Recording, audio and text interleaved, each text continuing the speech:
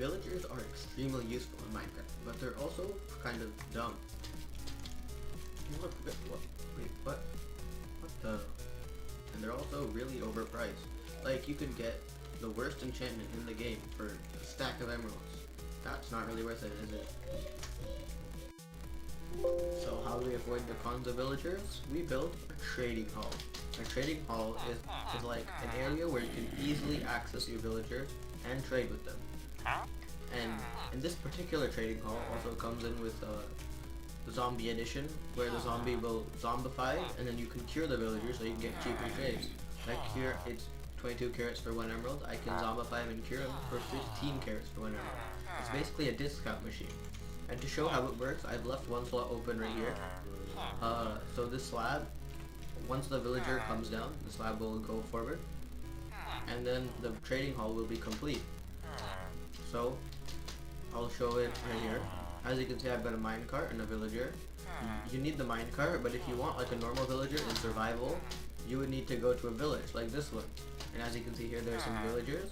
You have to take the villager in a boat, and you can row them all the way across to your trading hall. So how it works, if you have a block back here, you need to take the block out, because if the block is there, then if you put the minecart there, as you can see it's still, but if I put the block there and if I put it, then it instantly goes. So you need to take the block out. As you can see here, once the minecart reaches the end, it goes in the chest. So let's see how it works. So if I put it, on the rail, the villager will end up there, and then I push him onto the rail. There. He goes up, and now he goes all the way to the last cell. Right now you can't see him, but he's gonna come down right here. And there he is. He's a farmer, and the slab has been pushed in. So that's how this trading hall works. It comes with zombie discounts. And the materials you need to build it are right here. These blocks right here can be used as any blocks, but the only blocks that have to be like absolutely 100% blocks are these blocks right here. These blocks have to be solid blocks, otherwise the zombie down there is gonna burn if this one isn't a solid block. And if this one isn't a solid block, then sometimes the villagers can glitch inside them, and you don't want that.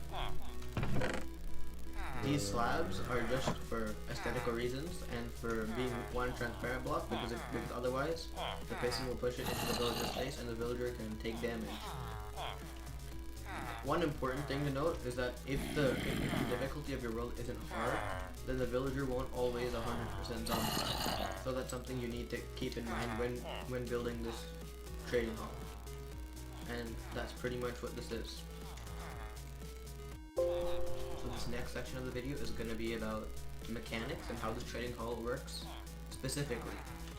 So we're going to start with the input. We already know what the input is. It's this one right here.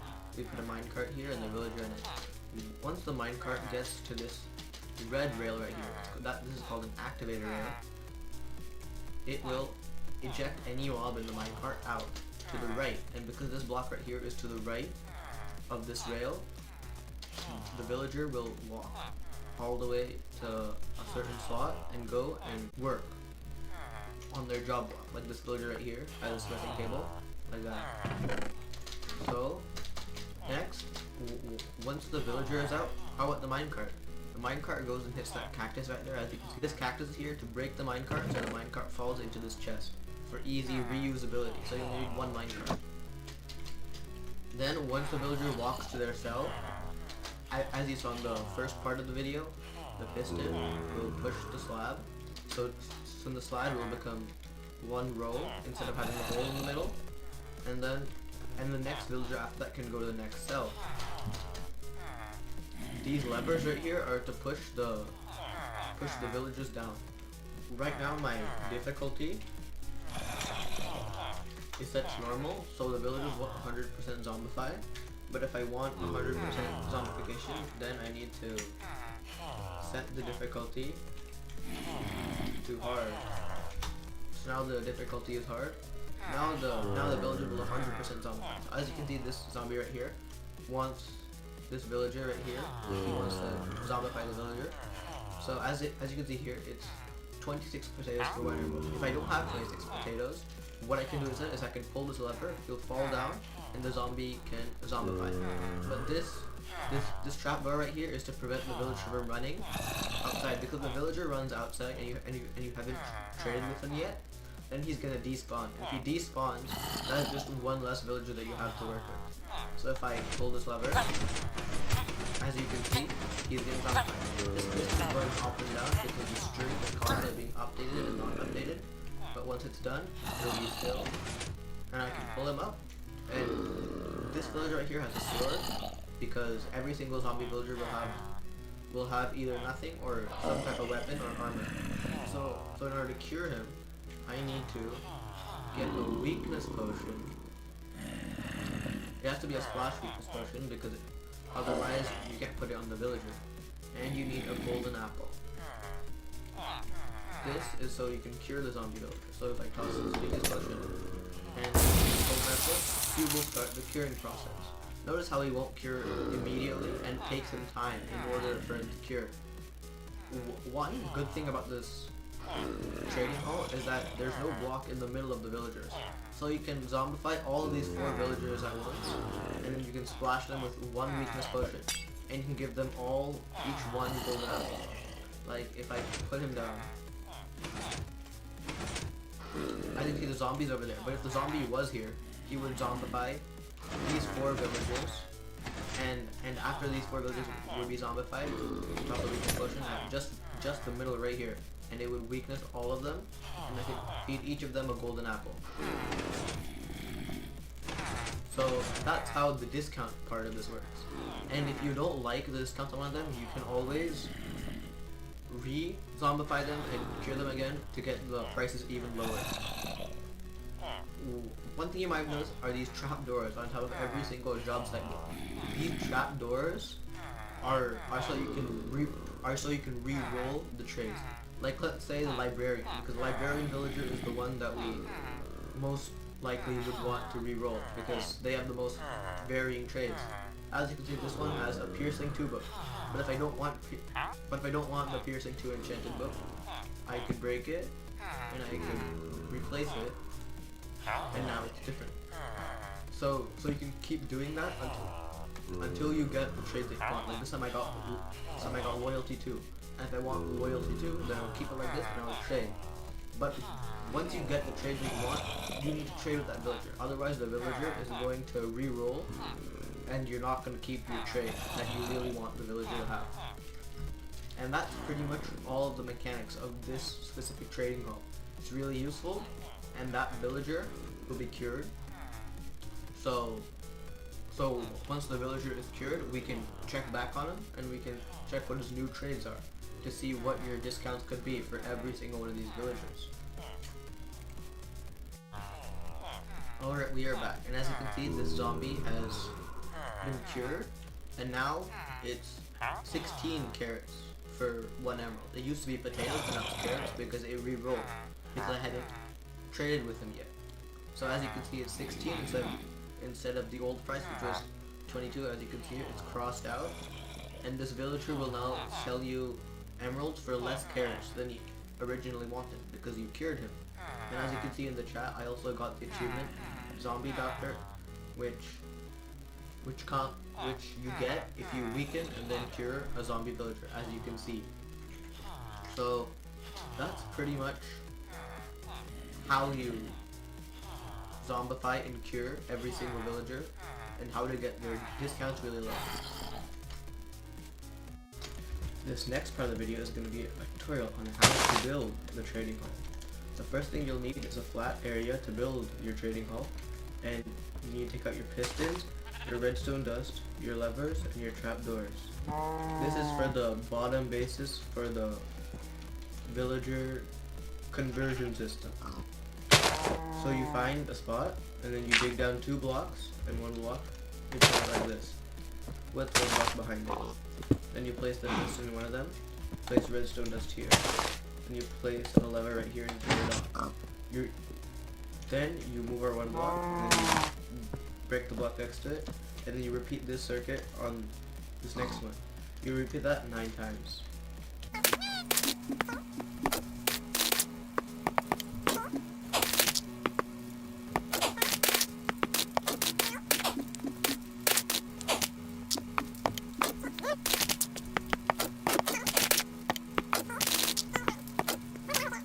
you're done with the previous steps like this, your trading hall should look something like this, with a trench behind it and pistons on each side. These pistons are for the pods where the villager will stand on. So as you can see, I have 9 right here. 1, 2, 3, 4, 5, 6, 7, 8, 9. Then the next thing you have to do is that you take your trapdoors and you put them behind every single piston. This is to prevent the villager from running out of their pod when you drop them into the zombie fight. So I'm sit here and placing the trapdoors.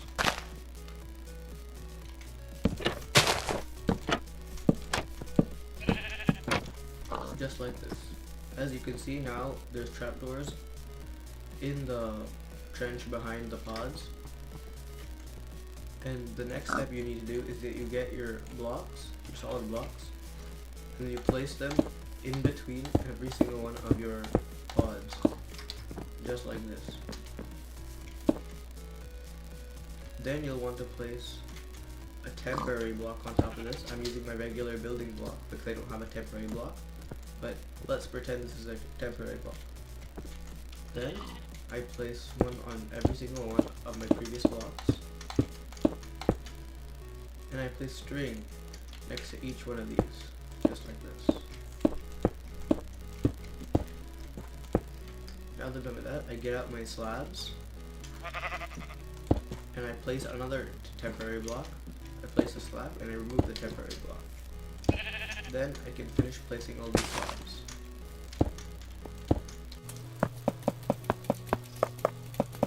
These slabs are the row that the villager will walk on top. So far we have this. Now it's time to make the dropping contraption, so that when the villager drops down the hole, the villager will get into their pod. One more thing to mention is that this slab right here needs to be one back on top of every single pod so the villager can fall in. But for now we've left it here because we can easily add it on later. But we have to first make the contraption that drops the villager in. So for that, we take our observers and we place our observer behind every single one of our strings. Then we place a solid block behind each of them. And then we place a piston on top of each one of those. Now that we're done with this, we can take our slabs, place one on each of them, place one slab on each of the pistons, while also removing the slabs that we placed before. Now that we're done with that, it should look something like this. So then you take your job site block and you put it on top of each redstone dust. Keep in mind that your job site block can be any job site block. It doesn't have to be the ones that I'm using right here. These are just for demonstration purposes.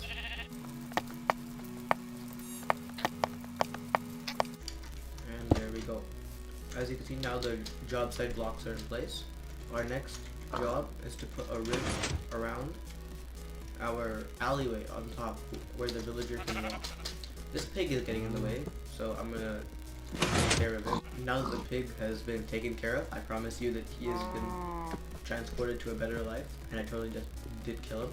We take the slab and we put it back. Now we can remove all of these temporary blocks in the middle. If you want, you can also remove these blocks from the corners because they're not really necessary. And now that we're done with that, we can continue on making the rim. Place a temporary block here with a solid block on top. Then break the temporary block, and you can place the rest of your blocks around the outside. Then for the next side, you place a block on top of the slab. Then you continue your rim on this side.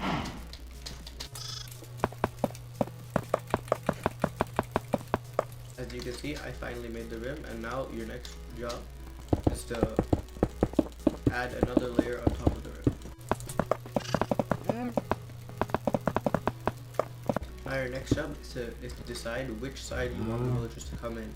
Keep in mind that the side that they come in, they will always be dispensed on the right. So if you're coming on this side, the rails have to face this way, and if you want it from the other side, the rails have to face this way. I'll choose this way because it's facing towards the ice peaks, and I like those, so I'll keep it this way.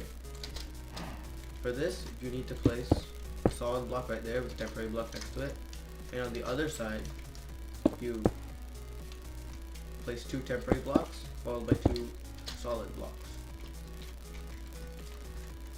Next, you place a temporary block followed by a solid block. You break the temporary block and you get sand. This is for the cactus to be placed on so that the minecart can be destroyed. Actually, this needs to go 1 block lower. Like this. Then we get cactus.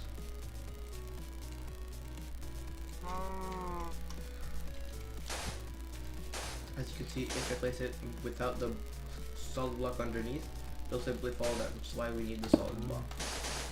And we need to move it 1 back. Then we grab the cactus, we put it there. Then we need a hopper and a chest. So we take a hopper and a chest. Next we put the chest next to this solid block right there. And we put the hopper on top. Then we grab 2 rails, because we only need 2, that is the minimum. 2 power rails actually, and an activator rail. So I'll grab that right here. And we need to grab our levers as well to power them. Next we place the regular rail on top of the hopper. Then we place a solid block or slab, and we place an activator rail on top of that with a lever that powers it on. But because this is powering this block, we can't put it here, so we need to break it and put it on the block on top. This way it won't block the hopper, so it can actually pick up the minecart. Then we build a staircase like this. Then we place 2 power rails. If your path is a little bit steeper, then you might need more, but I'm using 2 here. You use 2 power rails like this. Then you grab your regular rails and you finish it off. As you can see now, if I grab a minecart,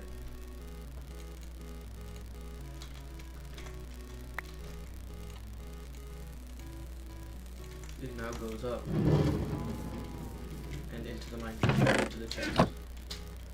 So now that our rail system is done, we go around and this is pretty much it. This is pretty much the entire trading hall. The villager comes in and we put it in. Now the next part is to get a zombie in here. Normally it would be nighttime. So if it's nighttime, then monsters will come up, but wait, it has to be midnight where monsters can spawn. But you have to remember that now that you have these solid blocks, you need to place them in the middle, otherwise the zombies can easily escape. So we place it just like that. And now there is a clean line of blocks. The next thing you need to do is that you need to plan a way to get your zombie inside. My way is that I'm going to break a block right there, and I'm going to break a block right here. I'll lure a zombie into this spot right here, and then I'll run over there. And then I'll get out and I'll block up both sides. So let's see how that goes.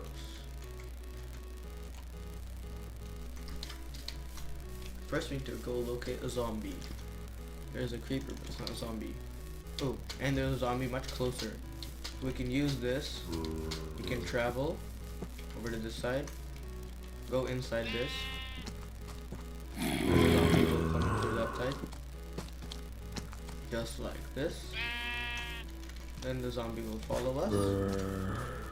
We can block it up. And you run to the other side. Block up that side. That's how we trap the zombie. Now you have to toss a block to see if the zombie can pick it up. If the zombie can pick it up, then you can completely skip the step of name tagging the zombie. If the zombie does not pick up the item, then it cannot, then it will despawn unless you give it a name tag. This zombie does not seem to be picking up items, so it seems like I forgot to name tag. But first, let's set the time to day. And as you can see, because of these blocks on top of the zombie will not burn. And one more thing to note is that you can place a block right there to prevent the zombie from burning. These are essential.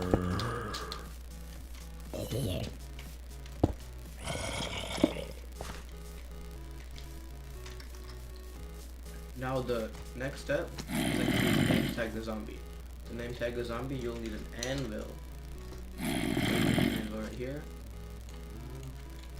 And I'll name this Bob the Second, or Bob 2. And then we give him a name tag, and now he will never despawn. So this is the zombie that's gonna be here forever. And that's pretty much it. The next step is to bring your villagers in, and you're pretty much done. So next step, I'll bring the villagers in with minecarts and spawning. Normally you wouldn't get spawn eggs, you would get villagers from that village over there. But for demonstration purposes only, I will be using spawn egg. So I'll be placing a minecart and a villager on the rail. Sometimes the villager will get stuck like this, but soon the villager will realize that it has a job and it'll walk into its spot. So that was one.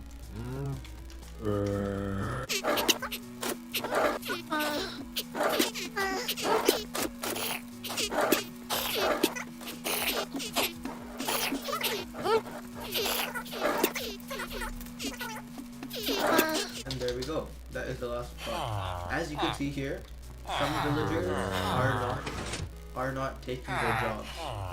And that's because they're trying to get a different job. As you can see, if I walk back, this villager is looking at looking at this crafting table. This villager is looking at that lectern, and that villager is looking at something. We just don't know what yet. He's probably looking for something over on this side. This villager is looking at this fletching table over here. So in order to flip it, we need to take more of our crafting table and place it on top of every single one of these job sites first. This is essential in order to ensure our villagers don't escape from their jobs. Otherwise, they might get into harm's way. So, as you can see here, I'm placing trapdoors on top of every single one of these job sites. And now, you can switch them. So as you can see, some of these villagers have accepted that they're not going to get the job, but for these, you take it, you break it, then you replace it. Hopefully, the villager will assume that that's their job now. Now let's talk about re-rolling. One more important part that I'm going to put in the tutorial is how to use the villagers. One thing you need to remember is that if you get a trade that you don't really want, like if I want a book, for example, because librarians can trade books sometimes, I can break it and replace it to re-roll the trades. So if I keep doing it for a little bit, you will have something new, too. But if you want one of these books, you need to trade with them immediately, otherwise the villager might lose his trade later on. And that is how to build and use a trading hall, along with the mechanics. I hope you enjoyed this video and this tutorial, and I hope you use this in your own survival world too. I hope I was a great help, and I'll see you guys later. Goodbye.